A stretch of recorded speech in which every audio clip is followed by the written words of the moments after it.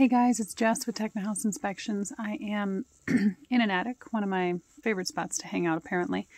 And I thought I would talk to you today about how some people say, how do you see the things that you see in attics sometimes?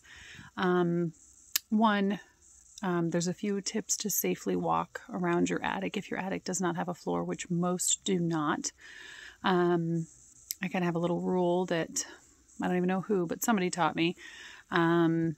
Basically don't step down until you see brown, basically, meaning that you know your foot is on wood and not insulation, because there's nothing usually below that insulation but drywall, and if you step through that you will definitely fall through the ceiling. So I'll show you kind of what most attics that I walk around in look like, and because your attic very likely looks like this as well. So this is kind of, and you can see some of the wood framing members that I'm using are kind of buried in insulation. So I might kind of move them out of the way with my toe until I know that I'm standing, on a piece of wood. So you can see there, my feet are on the edge there. The other point is, as I'm walking across an attic, I try to maintain 3 points of contact. So if one of my feet is lifted, then I try to make sure that 2 of my hands and one of my feet is planted on something solid. That helps that just if I lose balance, I have a good chance that I'll be able to catch myself.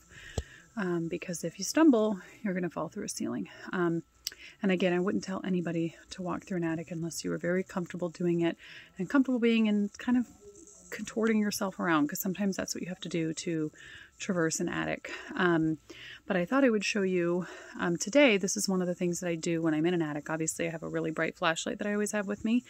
The one I carry is actually 1,000 lumens. But one of the things actually that people don't realize is I like to turn my flashlight off sometimes and just look around in the dark in an attic, because there's a lot you can see in the dark. And I'll show you what I mean.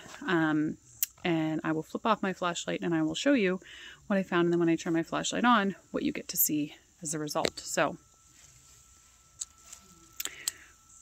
see that? See those 2 holes there? 2 holes should not be there. So then I flip it on, because that's what caught my eye.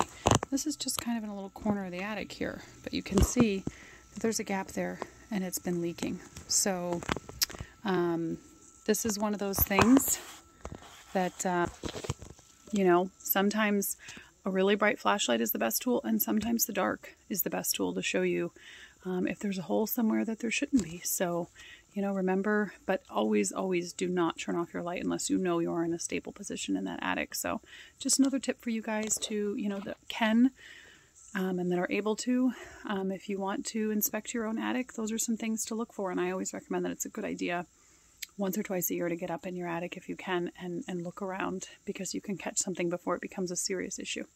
All right, I got to get it written up and explain to my clients. Bye, guys.